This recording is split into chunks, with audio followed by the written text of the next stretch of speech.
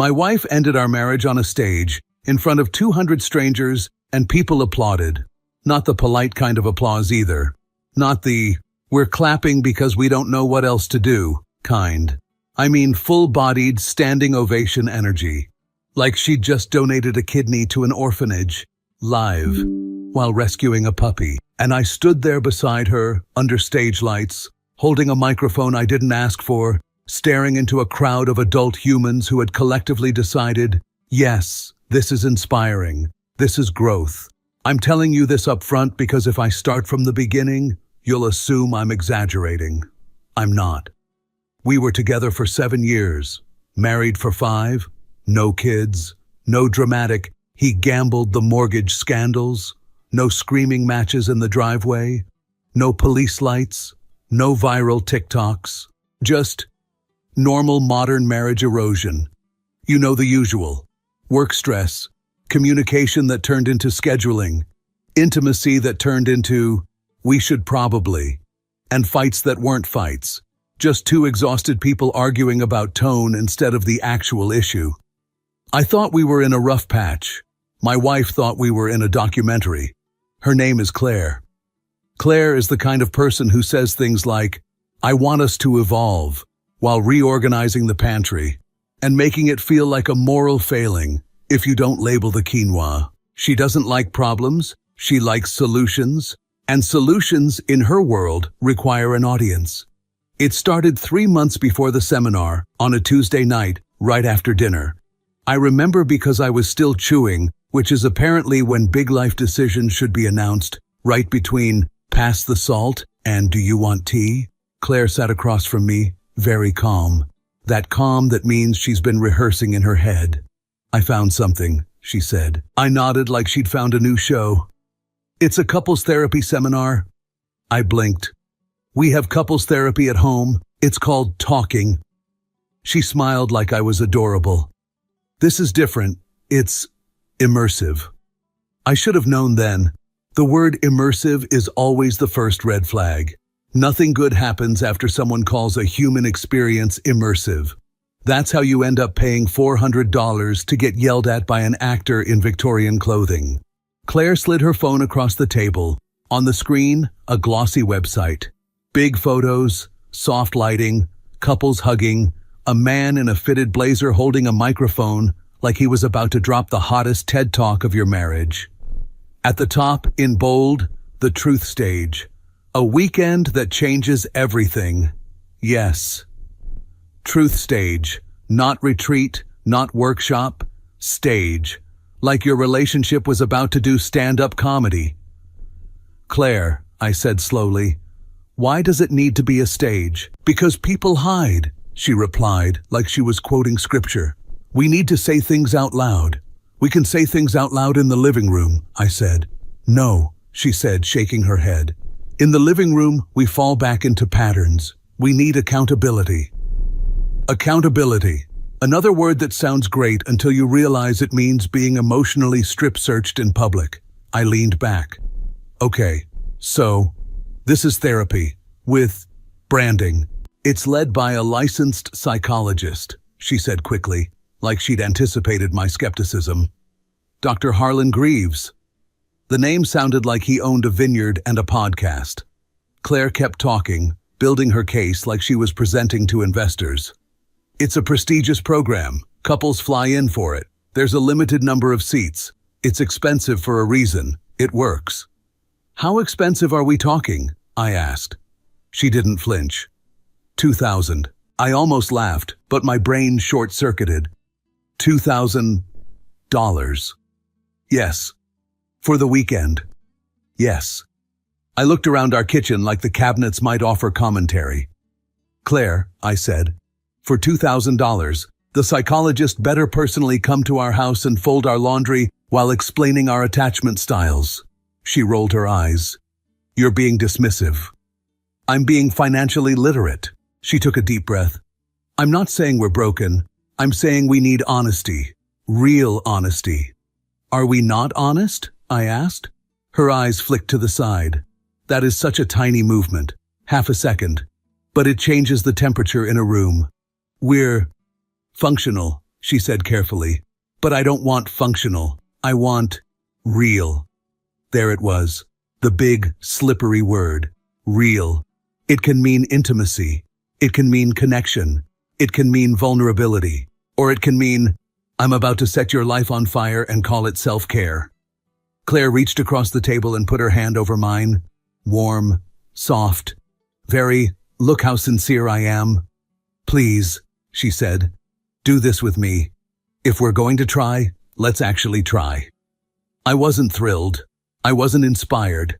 I was skeptical in the way only a man can be skeptical when he's cornered into being emotionally progressive. But I did what I've always done. I tried to be the grown-up. I nodded. Fine, we'll go. Claire's face lit up like I'd just agreed to build an orphanage. Thank you, she said. This means a lot. And in that moment, I believed her. That's the part people love to ignore later. I went in good faith. I wasn't there to sabotage it. I wasn't there to prove therapy is dumb. I wasn't there to mock feelings. I went because my wife looked me in the eye and said she wanted us. And because I'm not a coward. I can sit through discomfort. I can apologize when I'm wrong. I can hear hard truths. What I didn't realize was that Claire wasn't preparing for therapy. She was preparing for a performance.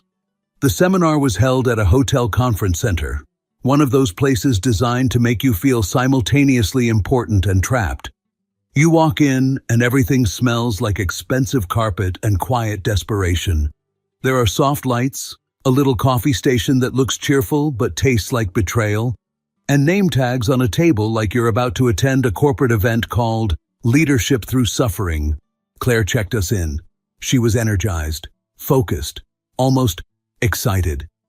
I took our name tags and glanced at the printed schedule. Friday night, Welcome and Truth Circle. Saturday, Breakthrough Sessions. Saturday evening, The Stage. Sunday, Integration and Commitment. I stared at that word again. The stage. I nudged Claire. They really lean into the stage thing. She smiled. It's symbolic. Yeah, I said. So is a guillotine.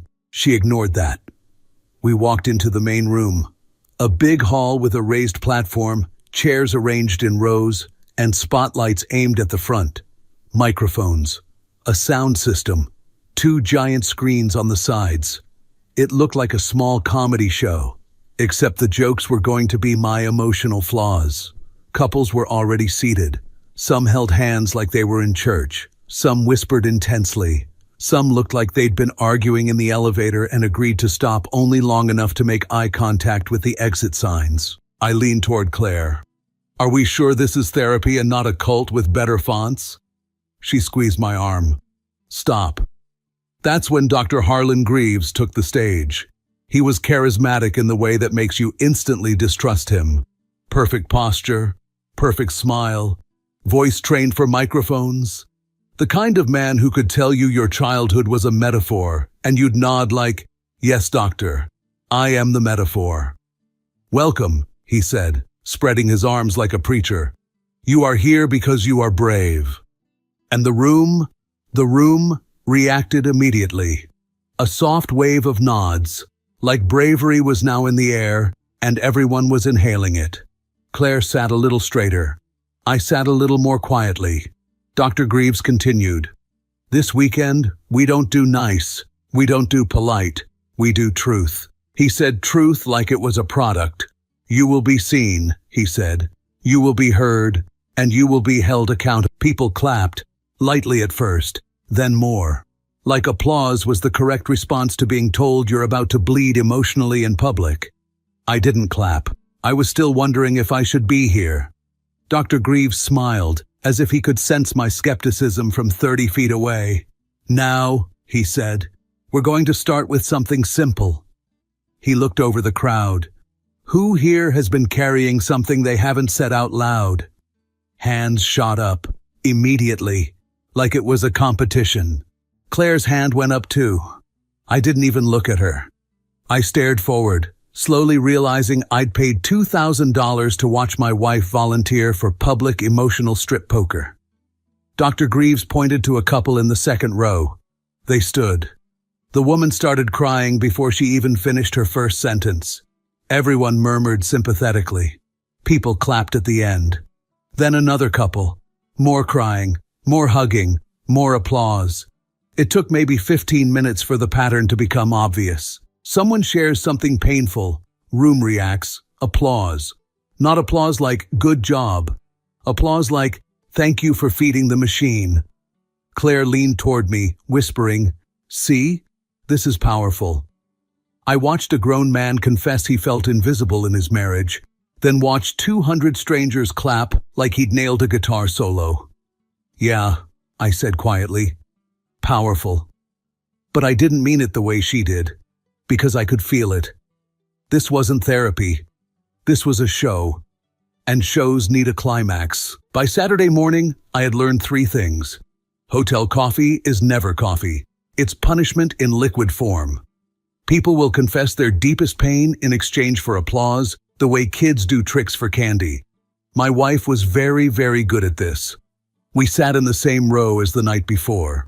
Claire had her little notebook out, because of course she did, and a pen that looked more expensive than my entire emotional availability.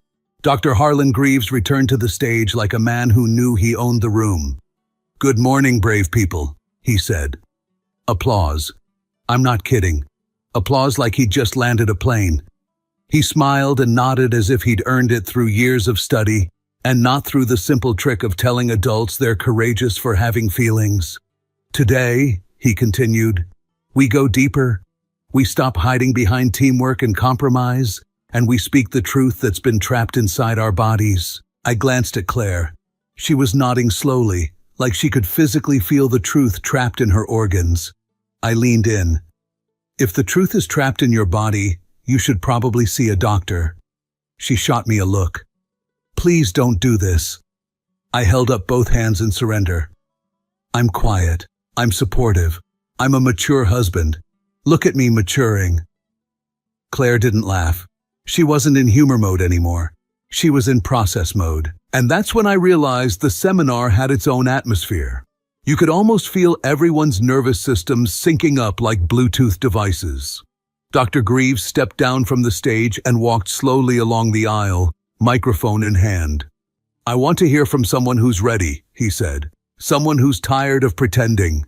Claire's hand went up again. Not hesitant, not half-raised. It shot up like she was answering a question in school. I felt my stomach tighten. Dr. Greaves noticed her. Of course he did. She had the posture of someone who wanted to be selected. Right here, he said, pointing at Claire. Yes, stand. Claire rose, smoothing her sweater like she was about to give a speech at a charity gala. He handed her a mic. Tell us, Dr. Greaves said with that warm, practiced voice. What truth have you been carrying? Claire took a breath. A full, dramatic breath, like she'd rehearsed it in the mirror. I've been carrying the truth that I've been lonely, she said. The room softened instantly. Claire continued, not because my husband is cruel. He's not. He's a good man. She looked at me for about half a second. Then she looked back at the crowd. That was my first real warning sign. She wasn't talking to me. She was talking about me, to them. I've been lonely, she said again, because I've been doing the emotional work alone. I tried to speak up, but I minimized myself. I tried to be the easy wife, the cool wife. And slowly, I disappeared in my own marriage. Someone in the audience whispered, "Oh my God." A woman in the front row actually put her hand over her mouth like she was watching a tragic movie. Dr. Greaves nodded slowly, eyes full of compassion. Compassion he practiced in the mirror, I'm sure. "And what do you want now?" he asked her. Claire's voice got steadier, stronger. "I want honesty," she said. "I want to stop pretending that being fine is enough. I want to be real." The room murmured approval, like a choir. Dr. Greaves turned slightly, addressing the crowd. "This," he said, "is bravery." Applause. Claire smiled, small, humble, almost embarrassed. But she didn't sit down quickly like someone who'd said too much. She lingered, enjoyed it. And when she sat back down, she didn't reach for my hand. She reached for her notebook and wrote something down like she was collecting points. I leaned toward her, voice low.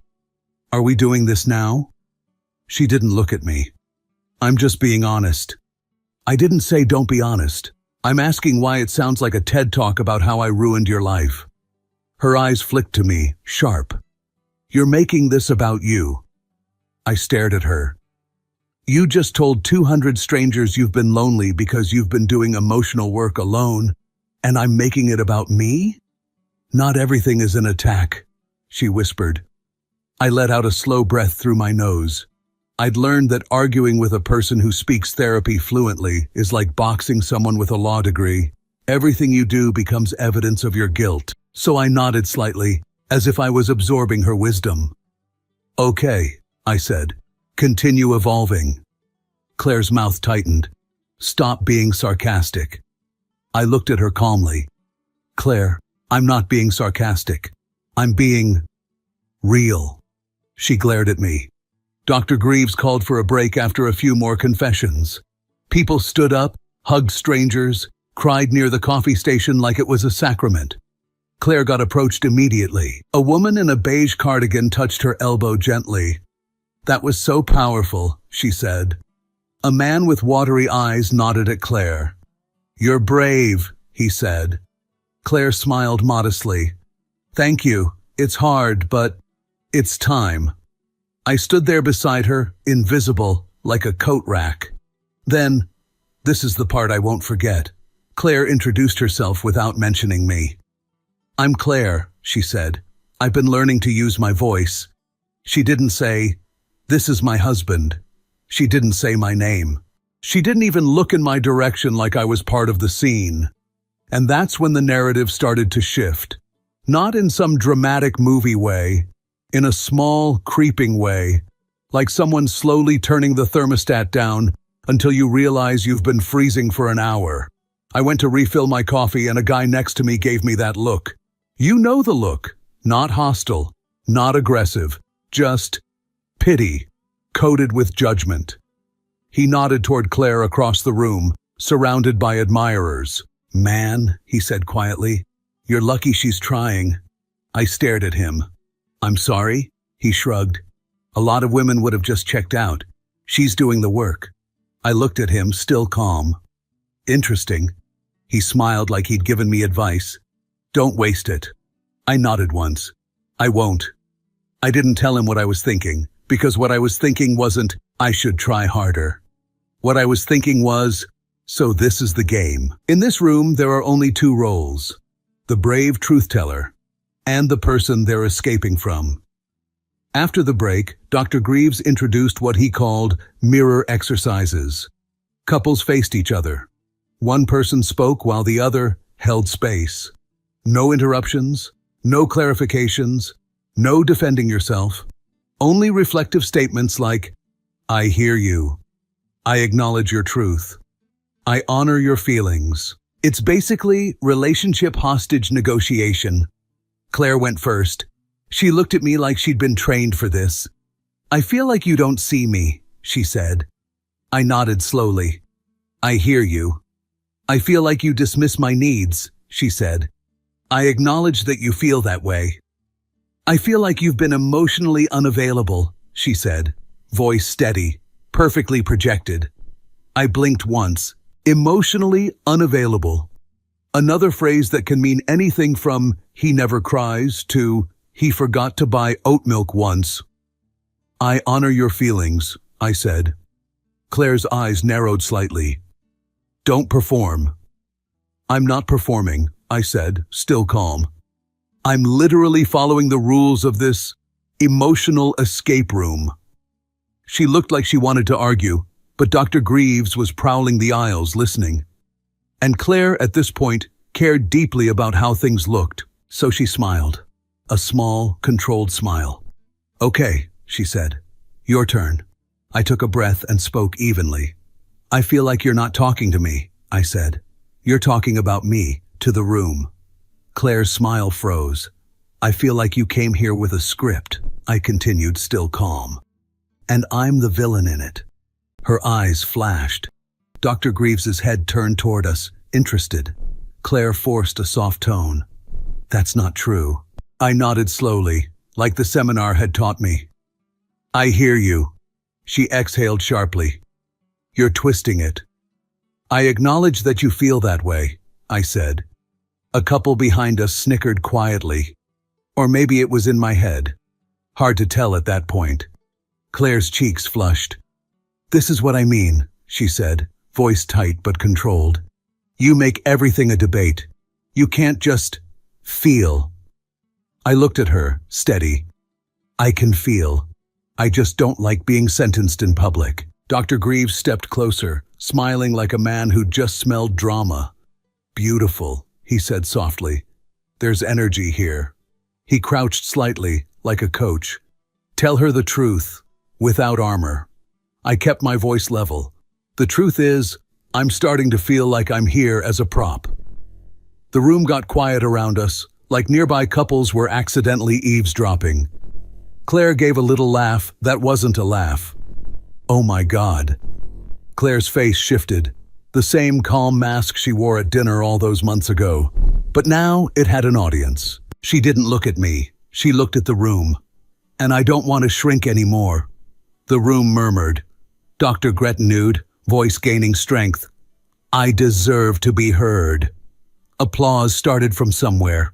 A couple clapped, another joined. It spread like a wave, and I sat there, watching my wife collect applause for leaving my side while still sitting inches away from me. That's when it hit me. Saturday evening was labeled The Stage. This morning, this was the trailer. By Saturday evening, nobody was pretending anymore. The room had changed, not visually, same chairs, same lights, same microphones, but emotionally. It felt tighter, like everyone knew they were about to get something big and didn't want to miss it. This was the session everyone kept whispering about during breaks. The stage. Dr. Greaves stood at the center like a host about to announce a finale. Tonight, he said, voice lowered just enough to sound intimate, we step fully into truth, not from our seats, not from safety, but from visibility. People straightened up. Some looked terrified. Some looked excited. Claire looked ready, not nervous, not hesitant. Ready. Dr. Greaves scanned the room slowly, theatrically, like he already knew who he'd pick, and maybe he did. Claire and... He glanced at his notes, then at me. You, he smiled. Would you both come up here?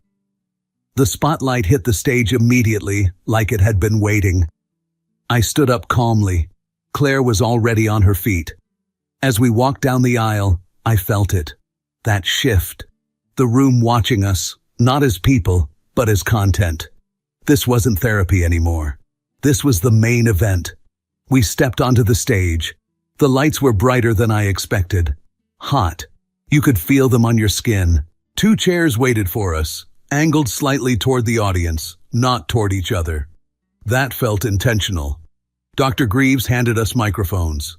Claire took hers with both hands. I held mine loosely, like I might set it down if it started asking too many questions. Dr. Greaves addressed the audience first. What you're about to witness, he said, is courage. Applause started early, preemptive, like people wanted to make sure they were on the right side of whatever was coming. Then he turned to us. I want to ask a simple question, he said, and I want you to answer honestly. He looked at Claire first. Of course. What do you want from this relationship? Claire didn't hesitate, not even half a second. She lifted the mic and said calmly, clearly, I've grown. A pause. I've changed. Another pause. Perfect timing. And I don't think this relationship has. The room went quiet. Not shocked, quiet. Anticipation quiet. She continued. My husband is a good man. She glanced at me briefly, just long enough for the audience to register generosity. He's kind. He's stable. He's never been cruel. A woman in the front row nodded emphatically, like she was taking notes. But, Claire said, and the room leaned in, I don't want to fix this marriage. You could hear someone inhale sharply. I want to leave it. Silence, not the awkward kind, the holy kind. Then, applause, loud, immediate, like a dam breaking. Someone shouted, "Be brave." Another voice, "You deserve happiness." People clapped like they were congratulating her for choosing herself at the checkout line. I didn't interrupt. I didn't react. Because in that moment, something clicked so cleanly it almost felt peaceful. This wasn't a decision. It was a reveal. She hadn't come here to decide. She'd come here to announce. Claire kept speaking, riding the wave. "I've spent so long trying to make this work," she said. "Trying to be smaller, quieter, easier." She shook her head slightly, controlled emotion. "Not messy. I can't do that anymore." Applause again. Shorter this time, but still supportive.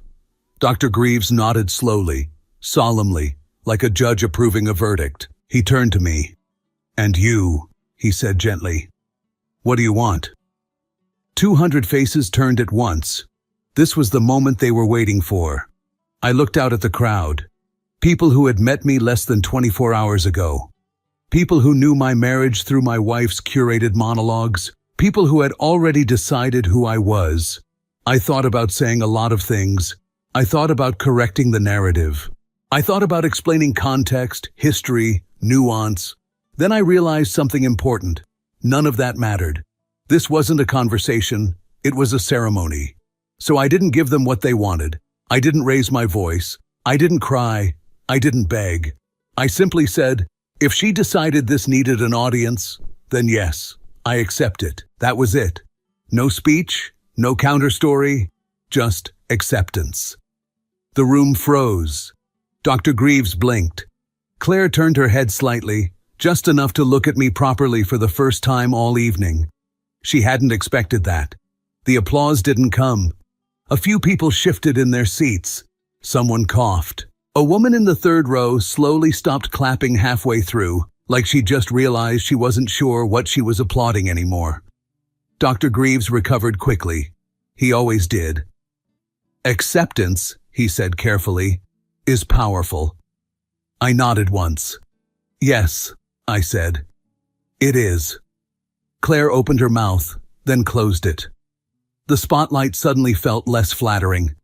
And for the first time that weekend, the room didn't know who to root for. The silence didn't last long. It never does in rooms like that. Dr. Greaves stepped in immediately, smiling the way people smile when something doesn't go according to plan. "Let's stay with this moment," he said, turning to me. "What are you feeling right now?" 200 people leaned in again, waiting for the correct answer. Sadness, grief, regret, anything that would confirm Claire's story. I didn't give it to them. "I feel calm," I said. Dr. Greaves tilted his head slightly. "Calm can be a defense." I shrugged.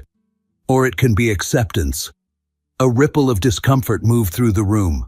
Not anger, confusion. He tried again. "Do you understand why she needs to leave?" "I understand why she wanted witnesses," I replied. A few people shifted. Someone in the back stopped nodding. Dr. Greaves paused, choosing his words. "Do you honor her truth?" "I don't dispute her truth," I said. "I just don't think it required a stage." That did it. The room lost its rhythm. This wasn't the script. Claire's jaw tightened. She lifted her mic again. "You're being cold." "No," I said evenly. "I'm being precise." She looked out at the audience, searching for backup.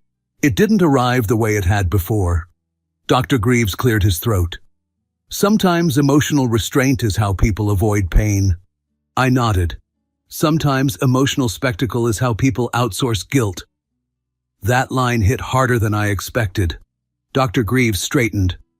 "Let's take a breath," he said. "This is intense." He was right, just not in the way he meant. The moment ended not with resolution, but with exhaustion. Claire sat down first. I followed.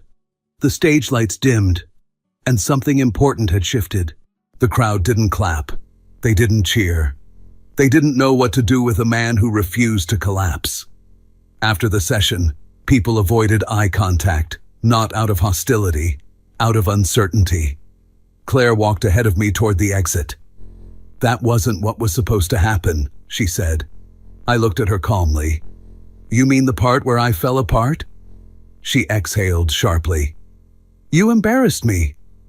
I almost laughed. I stood quietly while you ended our marriage in public, I said. If that embarrassed you, that's interesting.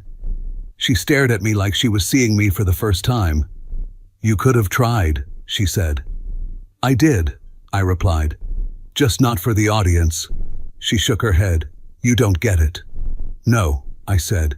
I get it now. And for the first time all weekend, I felt absolutely sure of something. This wasn't a loss. It was an extraction. I left the hall before anyone could suggest a group hug. Not out of anger, out of timing. The applause hadn't followed us into the hallway. It stayed behind, trapped in the room where it made sense. Out here, it sounded wrong. People didn't rush toward Claire anymore. They didn't circle her. They didn't clap. Instead, they hesitated. A woman passed me and slowed down. I'm sorry, she said quietly, like she wasn't sure who she was apologizing to. Another guy nodded at me awkwardly. That was intense. No one said brave this time. What I noticed most wasn't hostility. It was distance. People suddenly didn't want to be involved. They'd come for a story with clear roles: hero, villain, redemption arc. But the moment I refused to play the villain, the whole structure collapsed. And nobody likes realizing they applauded too early. Claire came out a few minutes later. Her energy was different. The confidence was still there, but it had nowhere to land, no crowd to receive it. This didn't go the way I thought it would, she said. I nodded. Yeah, audiences can be unpredictable. She frowned.